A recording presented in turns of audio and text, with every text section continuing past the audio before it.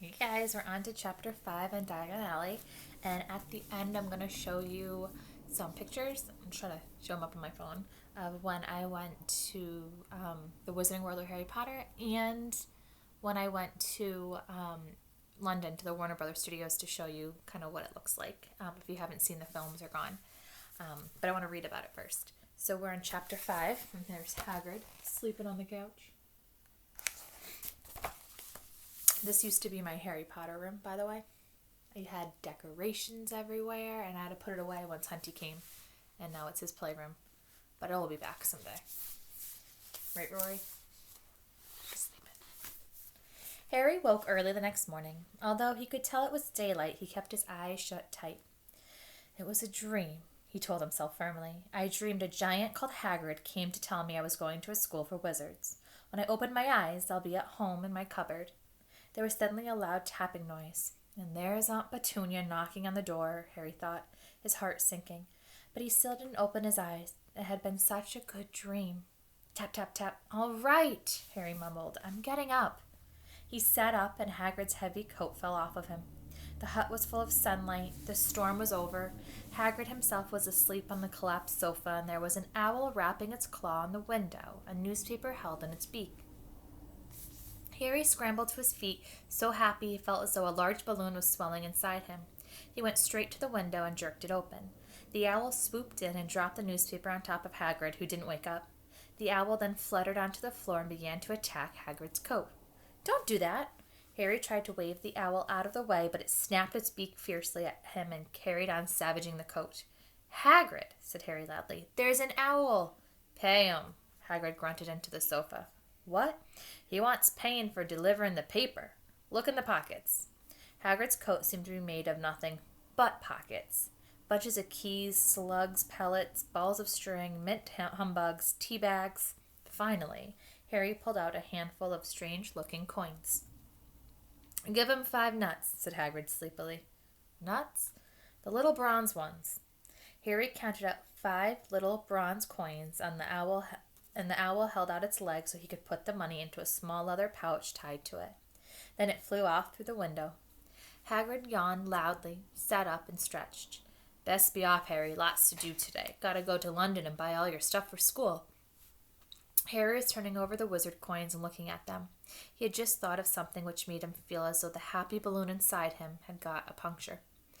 Hagrid? Said Hagrid, who was pulling on his huge boots. I haven't got any money. And you heard Uncle Vernon last night. He won't pay for me to go and learn magic. Oh, don't worry about that, said Hagrid, standing up and scratching his head. Do you think your parents didn't leave you anything? But if their house was destroyed, they didn't keep their gold in their house, boy. Nah, first stop for us is Gringotts, Wizard's Bank. Have a sausage. They're not bad cold, and I wouldn't say no to a bit of your birthday cake, neither. Wizards have banks? Just the one, Gringotts, run by goblins. Harry dropped the bit of sausage he was holding. Goblins? Yeah, so you'd be mad to try and rob it. I'll tell you that. Never mess with goblins, Harry. Gringotts is the safest place in the world for anything you want to keep safe. Well, except Hogwarts, maybe. As a matter of fact, I gotta visit Gringotts anyway, for Dumbledore's Hogwarts business. Hagrid drew himself up proudly. He usually gets me to do important stuff for him. Fetching you, getting things from Gringotts, knows he can trust me, see? Got everything? Come on, then. Harry followed Hagrid out onto the rock. The sky was quite clear now, and the sea gleamed in the sunlight. The boat Uncle Vernon had hired was still there with a lot of water in the bottom after the storm. How did you get here? Harry asked, looking around for another boat. I flew, said Hagrid. Flew? Yeah, but we'll want to go back in this. Not supposed to use magic now that I've got you. They settled down in the boat, Harry still staring at Hagrid, trying to imagine him flying. Seems a shame to row, though, said Hagrid, giving Harry another of his sideways looks. If I were to speed things up a bit, would you mind not mentioning it to Hogwarts? Of course not, said Harry, eager to see more magic. Hagrid pulled out the pink umbrella again, tapped it twice on the side of the boat, and they sped off towards land. Why would you be mad to try and rob Gringotts? Said Harry. Spells, enchantments, said Hagrid, unfolding the newspaper as he spoke. They say there's dragons guarding the high security vaults, and then you gotta find your way. Gringotts is hundreds of miles under London, see? Deep under the underground. You'd die of hunger trying to get out, even if you did manage to get your hands on something. Harry sat and thought about this while Hagrid read the newspaper, the Daily Prophet. Harry had learned from Uncle Vernon that people liked to be left alone while they did this, but it was very difficult. He'd never had so many questions in his life. Ministry of Magic messing things up as usual, Hagrid muttered, turning the page. There's a Ministry of Magic? Harry asked before he could help himself. Of course, said Hagrid. They wanted Dumbledore for minister, of course, but he'd never leave Hogwarts. So old Cornelius Fudge got the job. Blunger if you ever saw one. So he pelts Dumbledore with owls every morning asking for advice. And there's this picture. Look how tiny the umbrella is. Which makes sense because he's a giant. But I remember in the movie it's like his size. But what does the Ministry of Magic do? Well, their main job is to keep it from the Muggles, and that there's still witches and wizards up and down the country. Why? Why? Blimey, Harry, everyone be wanting magic solutions to their problems. Nah, we're best left alone. At the moment, the boat jumped gently into the harbor wall. Hagrid folded up his newspaper and they clambered up the stone steps onto the street. Passers-by stared a lot at Hagrid as they walked through the little town to the station. Harry couldn't blame them. Not only was Hagrid twice as tall as anyone else, he kept pointing at perfectly ordinary things like parking meters and saying loudly, "See that, Harry? Things these muggles dream up." "Hagrid," said Harry, panting a bit as he ran to keep up, "did you say there are dragons at Gringotts?" "Well, so they say," said Hagrid. "Crikey, I'd like a dragon." "You'd like one?" "Wanted one ever since I was a kid. Here we go." They had reached the station. There was a train to London in 5 minutes' time. Hagrid, who didn't understand Muggle money, as he called it, gave the notes to Harry so he could buy their tickets. People stared more than ever on the train. Hagrid took up 2 seats and sat knitting what looked like a canary yellow circus tent. "Still got your letter, Harry?" he asked as he counted stitches. Harry took the parchment envelope out of his pocket. "Good," said Hagrid. "There's a list there of everything you'll need." And there they are. He's so big. Harry unfolded a second piece of paper he hadn't noticed the night before and read. Hogwarts School of Witchcraft and Wizardry. Uniform. First-year students will require 1. 3 sets of plain work robes, black. 2. 1 plain pointed hat, black for day wear. 3. 1 pair of protective gloves, dragon hide or similar. 4. 1 winter cloak, black, silver fastenings. Please note that all pupils' clothes should carry name tags. Set books. All students should have a copy of each of the following. The Standard Book of Spells, Grade 1, by Miranda Gossock. A History of Magic by Bathilda Bagshot. Magical Theory by Albert Wafflings. A Beginner's Guide to Transfigurations by Emmerich Switch. Switch, get it? Transfiguration to change, switch. Haha, I love it. 1,000 Magical Herbs and Fungi by Philida Spore. Spore, fungus. Magical Draughts and Potions by Arsenis Jigger. Fantastic Beasts and Where to Find Them by Newt Scamander. The Dark Forces, A Guide to Self-Protection by Quentin Trimble. Other equipment, 1 wand, 1 cauldron, pewter, standard size 2, 1 set glass or crystal phials, 1 telescope, 1 set of brass scales. Students may also bring an owl or a cat or a toad. Parents are reminded that first years are not allowed their own broomsticks. "Can we buy all this in London?" Harry wondered aloud. "If you know where to go," said Hagrid. Harry had never been to London before, although Hagrid seemed to know where he was going. He was obviously not used to getting there in an ordinary way. He got stuck in the ticket barrier on the underground and complained loudly that the seats were too small and the trains were too slow. "I don't know how the Muggles manage without magic," he said as they climbed a broken-down escalator which led up to a bustling road lined with shops. Hagrid was so huge that he parted the crowd easily. All Harry had to do was keep close behind him. They passed bookshops and music stores, hamburger bars and cinemas, but nowhere that looked as if it would sell a magic wand. This was just an ordinary street full of ordinary people. Could there really be piles of wizard's gold buried miles beneath them? Were there really shops that sold spell books and broomsticks? Might this not all be some huge joke that the Dursleys had cooked up? If Harry hadn't known that the Dursleys had no sense of humor, he might have thought so. Yet somehow, even though everything Hagrid had told him so far was unbelievable, Harry couldn't help trusting him. "This is it," said Hagrid, coming to a halt. "The Leaky Cauldron. It's a famous place." It was a tiny, grumpy-looking pub. If Hagrid hadn't pointed it out, Harry wouldn't have noticed it was there. The people hurrying by didn't glance at it. Their eyes slid from the big bookshop on one side to the record shop on the other, as if they couldn't see the Leaky Cauldron at all. In fact, Harry had the most peculiar feeling that only he and Hagrid could see it. Before he could mention this, Hagrid had steered him inside. There's outside.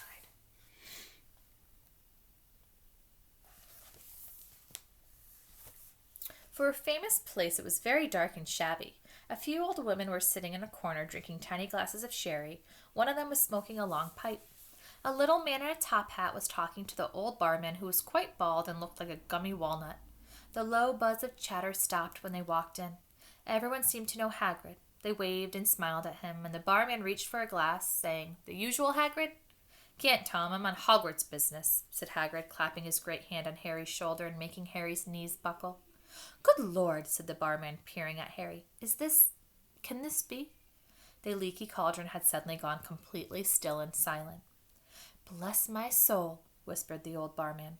"Harry Potter, what an honor." He hurried out from behind the bar, rushed towards Harry, and seized his hand, tears in his eyes. "Welcome back, Mr. Potter, welcome back!" Harry didn't know what to say. Everyone was looking at him.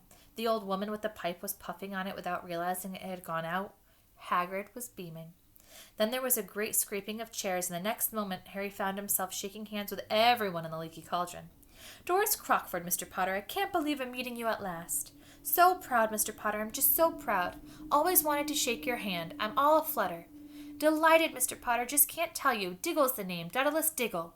"I've seen you before," said Harry as Daedalus Diggle's top hat fell over in excitement. "You bowed to me once in a shop." "He remembers!" cried Daedalus Diggle, looking around at everyone. "Did you hear that? He remembers me." Harry shook hands again and again. Doris Crockford kept coming back for more. A pale young man made his way forward, very nervously. One of his eyes was twitching. "Professor Quirrell," said Hagrid. "Harry, Professor Quirrell will be one of your teachers at Hogwarts."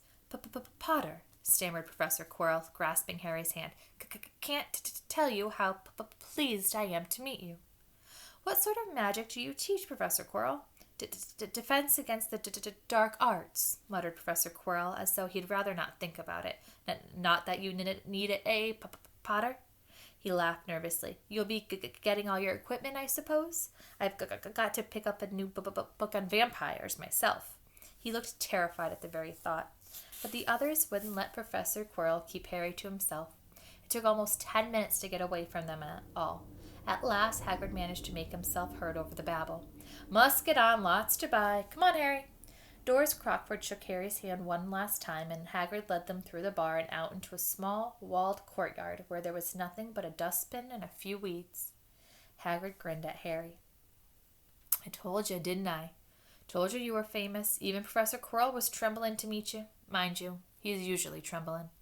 "Is he always that nervous?" "Oh, yeah, poor bloke. Brilliant mind. If he was fine while he was studying out of books, but then he took a year off to get some first-hand experience. They say he met vampires in the Black Forest, and there was a nasty bit of trouble with a hag. Never been the same since. Scared of the students, scared of his own subject. Now where is me umbrella?" Vampires? Hags? Harry's head was swimming. Hagrid, meanwhile, was counting bricks on the wall above the dustbin. 3 up, 2 across, he muttered. "All right, stand back, Harry." He tapped the wall 3 times with the point of his umbrella. The brick he touched quivered. It wiggled. In the middle, a small hole appeared. It grew wider and wider. A second later, they were facing an archway large enough for even Hagrid to go through. An archway onto a cobbled street which twisted and turned out of sight. "Welcome," said Hagrid, "to Diagon Alley." He grinned at Harry's amazement.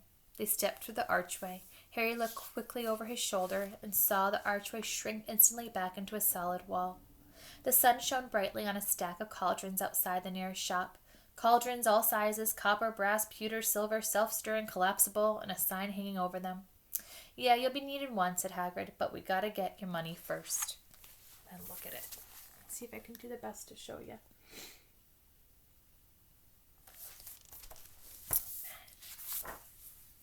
Fluorescent blocks.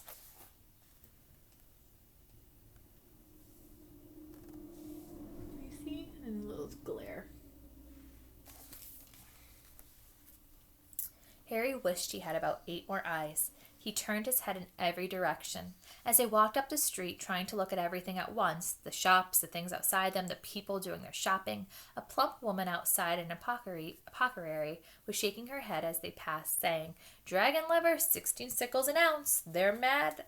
A low, soft hooting came from a dark shop with a sign that says, "Elap's Owl Emporium, Tawny, Screech, Bond, Brown, and Snowy."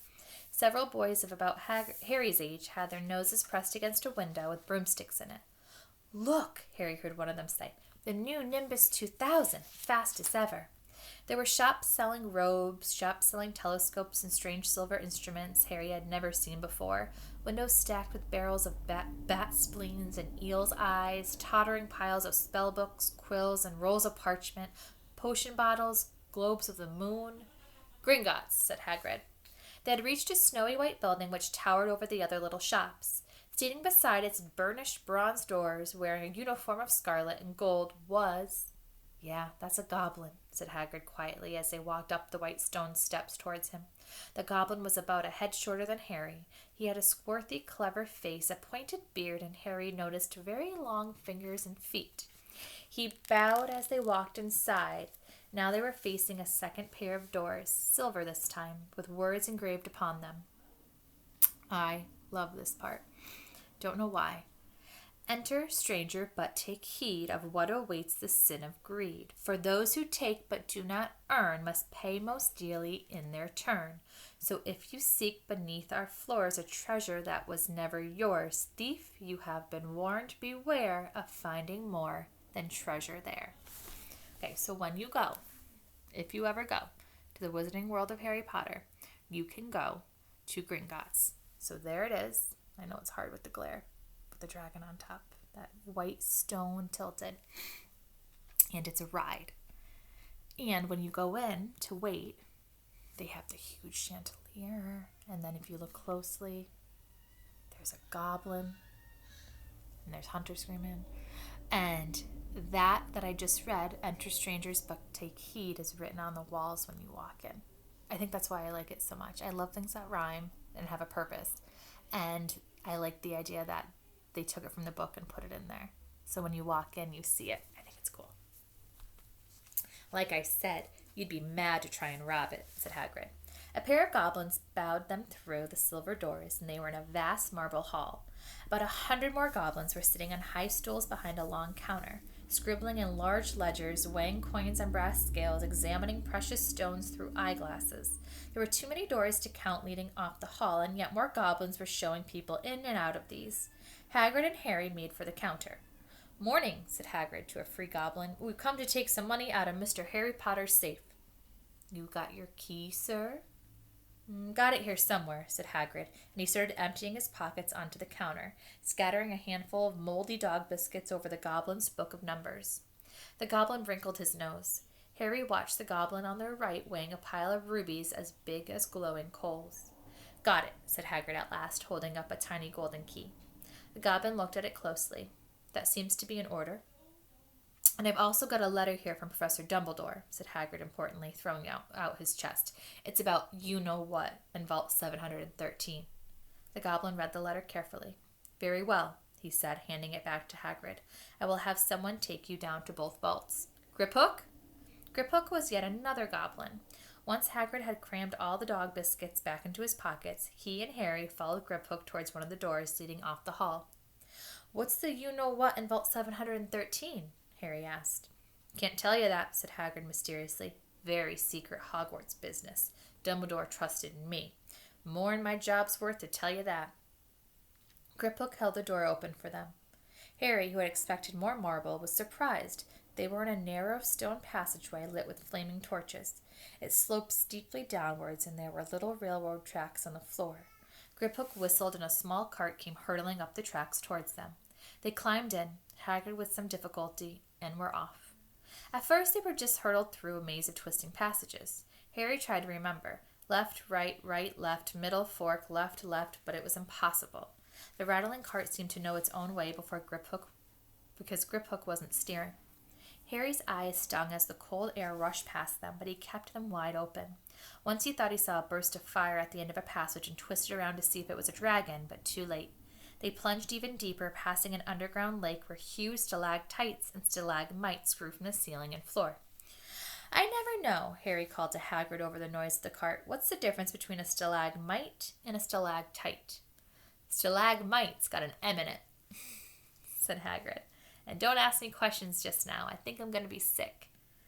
Stalagmite grow from the ground up. They're like the stones that look like icicles in caves. And stalactites go from the ceiling down. Stalactites hold on tight. Stalagmites grow big and mighty. That's how you remember. He did look very green when the cart stopped at last beside a small door in the passage wall. Hagrid got out and had to lean against the wall to stop his knees trembling. Griphook unlocked the door. A lot of green smoke came billowing out, and as it cleared, Harry gasped. Inside were mounds of gold coins, columns of silver, heaps of little bronze nuts. "All yours," smiled Hagrid. "All Harry's." It was incredible. The Dursleys couldn't have known about this, or they'd had taken it from him faster than blinking. How often had they complained how much Harry cost them to keep? And all the time there had been a small fortune belonging to him buried deep under London. Hagrid helped Harry pile some of it into a bag. "The gold ones are galleons," he explained. 17 silver sickles to a galleon and 29 nuts to a sickle. It's easy enough. Right, that should be enough for a couple of turns. We'll keep the rest safe for you." He turned to Griphook. "Vault 713 now, please, and can we go more slowly?" "One speed only," said Griphook. And then there's one of the goblins checking out.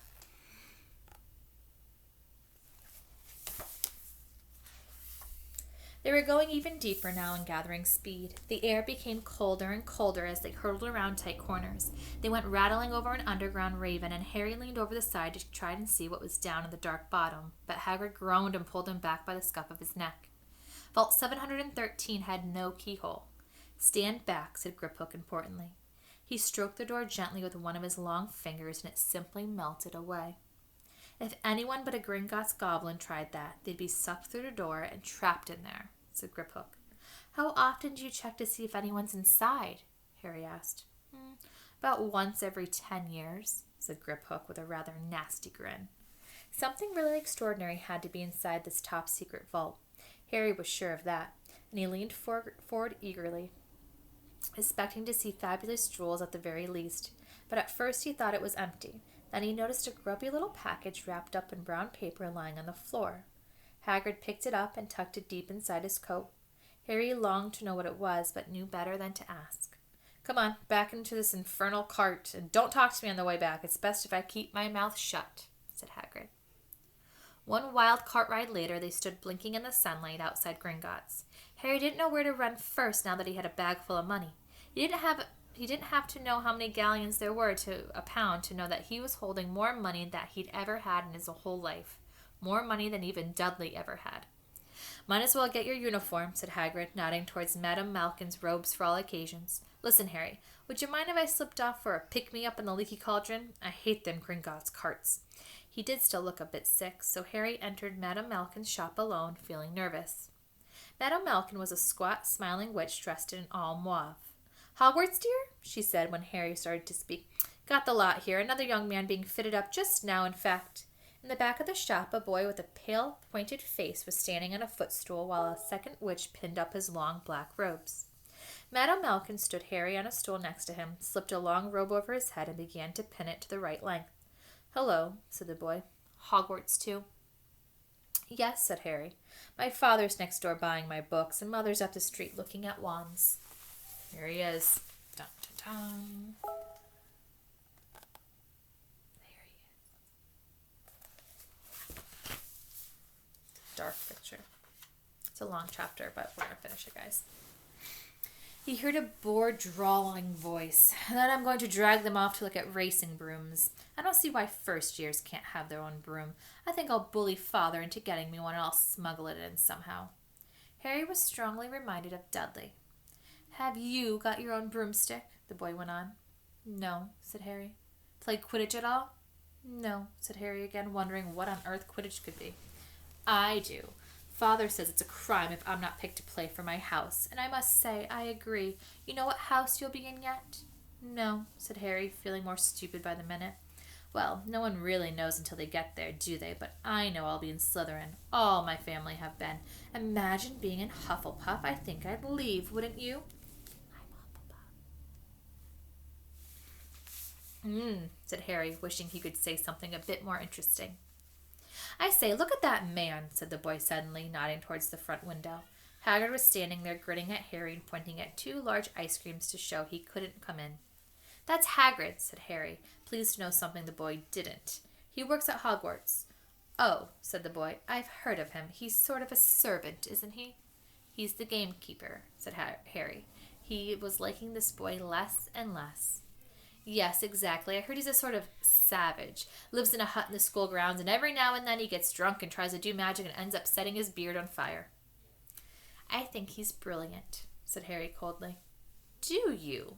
Said the boy with a slight sneer. Why is he with you? Where are your parents? They're dead, said Harry shortly. He didn't much feel like going into the matter with this boy. Oh, sorry, said the other, not sounding sorry at all. But they were our kind, weren't they? They were a witch and a wizard, if that's what you mean. I really don't think they should let the other sort in, do you? They're just not the same. They've never been brought up to know our ways. Some of them have never even heard of Hogwarts until they get their letter. Imagine? I think they should keep it to the old wizarding families. What's your surname, by the way? But before Harry could answer, Madame Malkin said, That's it, you're done, my dear. And Harry, not sorry for an excuse to stop talking to the boy, hopped down from the footstool. Well, I'll see you at Hogwarts, I suppose, said the drawling boy. Harry was rather quiet as he ate the ice cream Hagrid had bought him, chocolate and raspberry with chopped nuts. What's wrong? Said Hagrid. Nothing, Harry lied. They stopped to buy parchment and quills. Harry cheered up a bit when he found a bottle of ink that changed colors as he wrote. When they had left the shop, he said, Hagrid, what's Quidditch? Blimey, Harry, I keep forgetting how little you know, not knowing about Quidditch. Don't make me feel worse, said Harry. He told Hagrid about the pale boy and Madame Malkin's. And he said people from Muggle families shouldn't even be allowed in. You're not from a Muggle family. If he'd known who you were, he's grown up knowing your name if his parents are wizarding folk. And you saw him in the leaky cauldron. Anyway, what does he know about it? Some of the best I ever saw were the only ones with magic in them in a long line of Muggles. Look at your mom. Look what she had for her sister. So what is Quidditch? It's our sport, a wizard sport. It's like football in the Muggle world. Everyone follows Quidditch. Played up in the air on broomsticks, and there's 4 balls. Sort of hard to explain the rules. And what are Slytherin and Hufflepuff? Schoolhouses. There's 4. Everyone says Hufflepuff are a load of duffers, but I bet I'm in Hufflepuff, said Harry gloomily. Better Hufflepuff than Slytherin, said Hagrid darkly. There's not a single witch or wizard who went bad who wasn't in Slytherin. You know who was one. You know who was at Hogwarts? Years and years ago, said Hagrid. They brought Harry schoolbooks in a shop called Flourish and Blots, where the shelves were stacked to the ceiling with books as large as paving stones bound in leather. Books the size of postage stamps and covers of silk, books full of peculiar symbols, and a few books with nothing in them at all. Even Dudley, who never read anything, would have been wild to get his hands on some of these. Hagrid almost had to drag Harry away from curses and counter-curses, bewitch your friends and befundle your enemies with the latest revenges, hair loss, jelly legs, tongue-tie, and much, much more, by Professor Viridus Viridin. I was trying to find out how to curse Dudley. I'm not saying that's not a good idea, but you're not supposed to use magic in the Muggle world except in some very special circumstances, said Hagrid. And anyway, you couldn't work him out yet. You'll need a lot more practice before you get to that level. Hagrid wouldn't let Harry buy a solid gold cauldron either. It says pewter or on your list, but they got a nice set of scales for weighing potion ingredients and a collapsible brass telescope. Almost done. Then they visited their apothecaries, which was fascinating enough to make up for its horrible smell. A mixture of bad eggs and rotten cabbages. Barrels of slimy stuff stood on the floor, jars of herbs, dried roots, and bright powders lined the walls, bundles of feathers, strings of fangs, and snarled claws hung from the ceiling. While Hagrid asked the man behind the counter for a supply of some basic potions ingredients for Harry, Harry himself examined silver unicorn horns at 21 gallons each and minuscule glittery black beetle eyes for 5 nuts a scoop. Outside their apothecaries, Hagrid checked off Harry's list. Just your wand left, and oh yeah, I still gotta get you a birthday present. Harry felt himself go red. You don't have to. I know I don't have to. Tell you what, I'll get you your animal. Not a toad. Toads went out of fashion years ago, and you'd be laughed at. And I don't like cats. They make me sneeze. I'll get you an owl. All the kids want owls. They're deadly useful, and they carry your post and everything. 20 minutes later, they left Elop's Owl Emporium, which had been dark and full of rustling and flickering jewel-bright eyes. Harry now carried a large cage which held a beautiful snowy owl fast asleep with her head under her wing. He couldn't stop stammering his thanks, sounding just like Professor Quirrell. "Don't mention it," said Hagrid gruffly. "Don't expect you've got a lot of presents from them Dursleys. Just Ollivanders left now. Only place for wands, Ollivanders, and you gotta have the best wand." A magic wand, this was what Harry had been really looking forward to.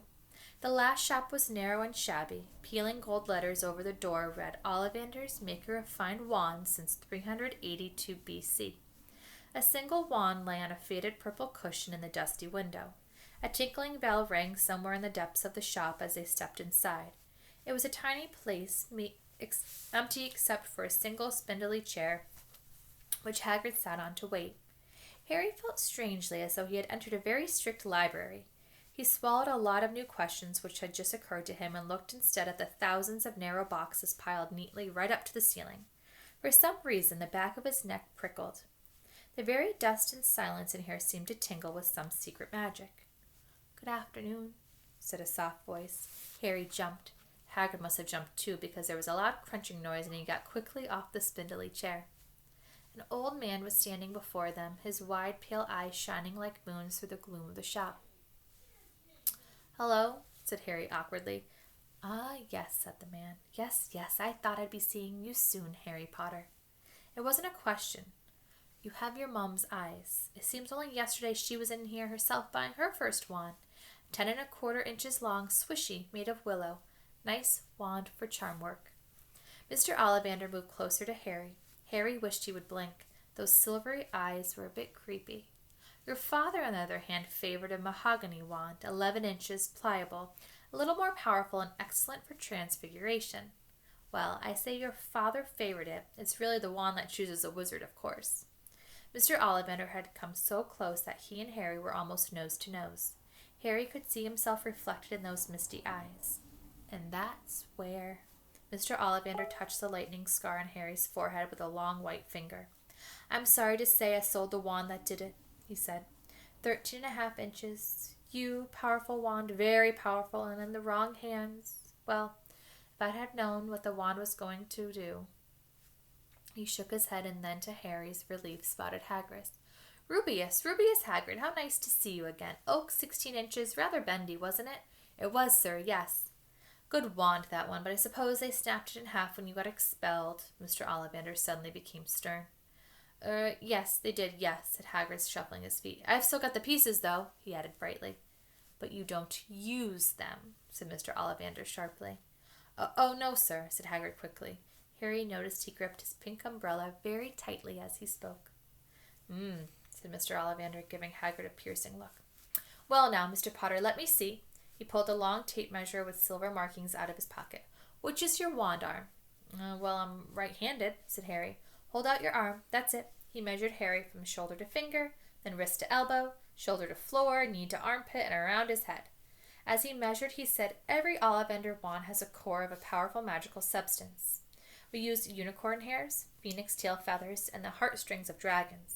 No two Ollivander wands are the same, just as no two unicorns, dragons, or phoenixes are quite the same. And of course, you will never get such good results with another wizard's wand." Harry suddenly realized that the tape measure, which was measuring between his nostrils, was doing this on its own. Mr. Ollivander was flitting around the shelves, taking down boxes. "That will do," he said, and the tape measure crumbled into a heap on the floor. "Right then, Mr. Potter, try this one. Beechwood and dragon heartstring, 9 inches, nice and flexy. Just take it and give it a wave." Harry took the wand and, feeling foolish, waved it around a bit, but Mr. Ollivander snatched it out of his hand almost at once. "Maple and phoenix feather, 7 inches, quite whippy. Try." Harry tried, but he had hardly raised the wand when it too was snatched back by Mr. Ollivander. No. Here, ebony and unicorn hair, 8½ inches, springy. Go on and try it out." Harry tried and tried. He had no idea what Mr. Ollivander was waiting for. The pile of tried wands was mounting higher and higher on the spindly chair, but the more wands Mr. Ollivander pulled from the shelves, the happier he seemed to become. Tricky custard, eh? Not to worry, we'll find the perfect match here somewhere. I wonder now. Yes, why not? Unusual combination. Holly and phoenix feather, 11 inches, nice and supple. Harry took the wand. He felt a sudden warmth in his fingers. He raised the wand above his head and brought it swiftly down through the dusty air in a stream of red and gold sparks that shot from the end like a firework. It was throwing dancing spots of light onto the walls. Hagrid whooped and clapped, and Mr. Ollivander cried, "Oh, bravo! Yes, indeed! Oh, very good!" Well, well, well. How curious! How very curious indeed. But he put Harry's wand back into the box and wrapped it in brown paper, still muttering, "Curious, curious." "Sorry," said Harry, "but what's curious?" Mr. Ollivander fixed Harry with his pale stare. "I remember every wand I've ever sold, Mr. Potter. Every single wand. It so happens that the phoenix whose tail feather is in your wand gave another feather, just one other. It is curious indeed that you should be destined for this wand when its brother gave you that scar." Harry swallowed. "Yes, 13.5 inches. You. Curious indeed how these things happen. The wand chooses the wizard, remember. I think we must expect great things from you, Mr. Potter. After all, he who must not be named did great things. Terrible, yes, but great." Harry shivered. He wasn't sure he liked Mr. Ollivander too much. He paid 7 gold galleons for his wand, and Mr. Ollivander bowed them from his shop. The late afternoon sun hung low in the sky as Harry and Hagrid made their way back down Diagon Alley, back through the wall, back through the leaky cauldron that's now empty. Harry didn't speak at all as they walked down the road. He didn't even notice how much people were gawping at them at the underground, laden as they were with all their funny-shaped packages, with the sleepy, snowy owl on Harry's lap. Up another escalator out into Paddington Station. Harry only realized where they were when Hagrid tapped him on the shoulder. "I got time for a bit to eat before your train leaves," he said. He bought Harry a hamburger, and they sat down on plastic seats to eat them. Harry kept looking around. Everything looked so strange somehow. "Are you all right, Harry? You're very quiet," said Hagrid. Harry wasn't sure he could explain. He just had the best birthday of his life, and yet he chewed his hamburger trying to find the words. "Everyone thinks I'm special," he said at last. "All those people in the leaky cauldron, Professor Quirrell, Mr. Ollivander, but I don't know anything about magic at all." "How can they expect great things? I'm famous, and I can't even remember what I'm famous for. I don't know what happened when the night my parents died." Hagrid leaned across the table. Behind the wild beard and eyebrows, he wore a very kind smile. "Don't you worry, Harry. You'll learn fast enough. Everyone starts at the beginning at Hogwarts. You'll be just fine. Just be yourself. I know it's hard. You've been singled out, and that's always hard, but you'll have a great time at Hogwarts. I did. Still do, matter of fact." Hagrid helped Harry onto the train that would take him back to the Dursleys, then handed him an envelope. "Your ticket for Hogwarts," he said. "1st of September. King's Cross. It's all on your ticket. Any problems with the Dursleys, send me a letter with your owl. She'll know where to find me. See you soon, Harry." The train pulled out of the station. Harry wanted to watch Hagrid until he was out of sight. He rose in his seat and pressed his nose against the window, but he blinked, and Hagrid was gone. It's a long chapter. Oof. But 1 chapter a day is what I'm shooting for. So those, I showed you some of the pictures. One more.